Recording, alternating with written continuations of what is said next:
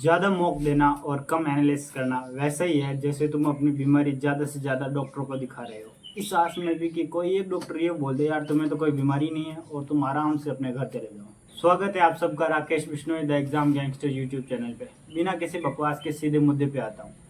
दो कैटेगरी के स्टूडेंट होते हैं, एक तो वो जिनके आज तक मॉक में 120 से ज़्यादा नंबर नहीं आए और दूसरे वो जिनके मॉक में 120 से लेके 150 के बीच में मार्क्स फ्लक्चुएट हो रहे हैं। तो जो पहली कैटेगरी के स्टूडेंट है उन्हें तो बस इतना ही कहूँगा कि चुपचाप जाओ और पढ़ाई करो, क्योंकि अभी तुम्हारा वो ऑर्गन विकसित ही नहीं हुआ जिसमें कोई बीमारी हो सकती है। मतलब अभी तुमने इतना सिलेबस पढ़ा ही नहीं, इतना कंटेंट पढ़ा ही नहीं जिसमें मॉक से तुम इम्प्रूव कर सकते हो। तो पहले जाके वो कंटेंट पढ़ो। तो ये वीडियो मोस्टली सेकंड कैटेगरी के स्टूडेंट के लिए है।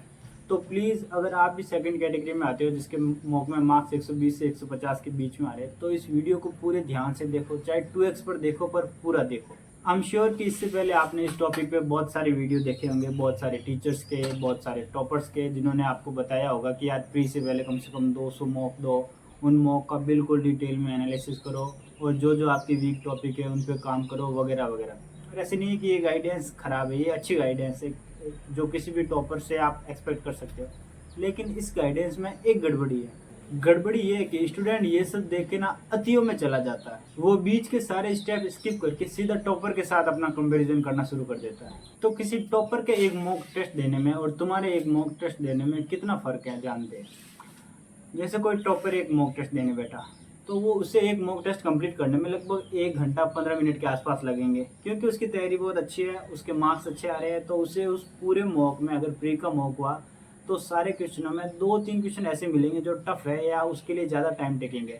तो वो उस टाइप के 20-25 क्वेश्चन प्रैक्टिस करेगा और 15-20 मिनट एक्स्ट्रा में वो अपना मॉक का काम पूरा ख़त्म कर देगा, जिसमें मॉक प्लस में प्रैक्टिस दोनों इंक्लूड रहेंगे।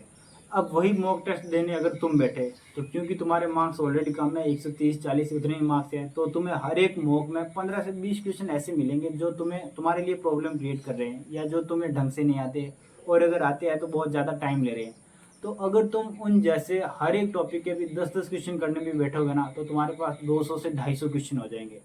बिलीव मी, वो 200 से 250 क्वेश्चन करने में तुम्हें कम से कम 4 घंटे लगेंगे। 4 घंटे वो क्वेश्चन करने में और 1 घंटा मॉक टेस्ट देने में, मतलब कुल मिला के एक मॉक टेस्ट तुम्हारा 5 घंटे में ख़त्म होगा। फिर तुम टॉपर का हिसाब लगाओगे क्योंकि टॉपर ने कहा है कि प्री से पहले 200 मॉक टेस्ट देने हैं और अभी 2025 के प्री में लगभग 3 महीने बाकी है, लगभग 100 दिन मान लो।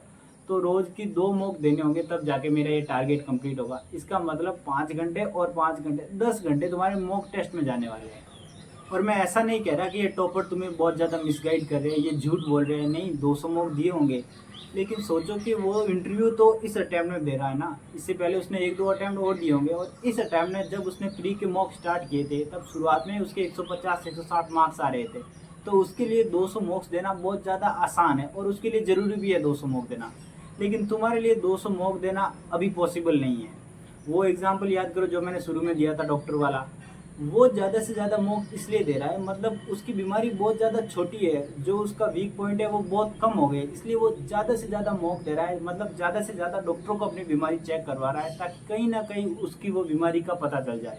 और तुम्हारा वीक टॉपिक तो तुम्हें पहले ही मॉक बता देता है कि ये 10 तुम्हारे वीक टॉपिक है। मतलब तुम्हें पहला ही डॉक्टर ये बता देता है कि यार ये तुम्हें बीमारी है, ये टैबलेट्स लेनी है तुम्हें, इस कारण तुम ठीक हो जाओगे। तो सबसे पहले जो तुमने अपना वीक टॉपिक ढूंढा है उस पर काम करो, वो कंप्लीट हो जाए फिर अगले मॉक पे जाओ। तो अभी तुम्हें किसी टॉपर की तरफ बहुत ज़्यादा मॉक देने की ज़रूरत नहीं है। अभी अगर वीक में 1 या 2 मॉक भी दोगे ना और उनका ढंग से एनालिसिस करोगे तो वो भी मोर देन सफिशिएंट है। और अगर तुम्हारे 120, 30, 40 उतने ही मार्क्स आ रहे हैं ना तो बिलीव मी भाई अभी भी कंसेप्ट में थोड़ी कमी है। और अगर तुमने कंसेप्ट ढंग से पढ़ रखा है तो तुम्हारी रिवीजन में बहुत कमी है। वो रिवीजन ढंग से करो और इस चीज़ को तुम जितना जल्दी मानोगे उतना ही ज़्यादा फ़ायदे में रहोगे। यही एक सबसे बड़ी कड़वी सच्चाई है। ये वैसा ही है कि तुम्हें जहर का एक घूंट पीना है, अगर उसे आज मान के आज पी लोगे तो तुम्हें एक ढक्कन में पीना पड़ेगा, 1 महीने बाद में पियोगे तो तुम्हें एक लोटे में पीना पड़ेगा, और वही अगर 3 महीने बाद में मानोगे या 3 महीने बाद में पियोगे तो तुम्हें एक मटके में पीना पड़ेगा। ये तुम्हें डिसाइड करना है कि तुम्हें ये सच्चाई कब स्वीकार करनी है, ये जहर का घड़ा कब पीना है, आज या 3 महीने बाद। और तुम्हारा सबसे बड़ा एडवांटेज ये है कि अभी प्री सिर्फ क्वालिफाई है, मेंस में आप जितने भी मार्क्स ला रहे हो ना उसके बेस पे तुम्हारी मेरिट बनेगी या उसके बेस पे जॉब लगेगी। और अभी और मेंस के बीच में 7 से 8 महीने का टाइम है जो कि एक डिसेंट टाइम है। और अभी तुम्हारा एक ही काम है, पढ़ाई करना। अगर जैसे मेरी बात करो, मेरी ऑलरेडी इनकम टैक्स में जॉब है, तो मुझे अपने जॉब पे भी जाना है, वहाँ भी काम करना है, पढ़ाई भी मैनेज करनी है। जबकि तुम्हारे पास तो एक ही काम है, सिर्फ पढ़ना। क्योंकि जॉब या और किसी चीज़ के साथ पढ़ाई को मैनेज करना बहुत मुश्किल है। और तुम लकी हो कि तुम्हें घर वाले पूरे सपोर्ट कर रहे हैं, पैसे दे रहे हैं कहीं भी बाहर जाके पढ़ने के लिए, तो उनके लिए ग्रेटिट्यूड फील करो। और पूरे ढंग से, पूरी ईमानदारी से अगले 8 महीने खुद को झोंक दो। और प्लीज़ एसएससी की इस जर्नी में मेरे साथ जुड़ो, क्योंकि अगर हम अकेले जाएंगे ना, तो हो सकता है हम बहुत तेज़ जाएं, लेकिन गलत डायरेक्शन में जाने के चांसेस ज़्यादा है। और अगर हम सब साथ में चलेंगे तो हम हो सकता है थोड़ा धीमे चले, लेकिन लंबा चलेंगे। और एसएससी को जो ढंग से जानता है ना, वो ये चीज़ ज़रूर जानता है कि एसएससी में लंबा जाने का गेम है, ना कि तेज़ जाने का गेम। और इसके अलावा एसएससी, सीजीएल, सीएचएसएल, एमटीएस या जॉब के अंदर क्या होता है, डिपार्टमेंट में क्या होता है, कुछ भी चीज़ जाननी हो तो कमेंट बॉक्स में कमेंट करो। आपका भाई हमेशा वहाँ मिलेगा आपकी हेल्प करने के लिए।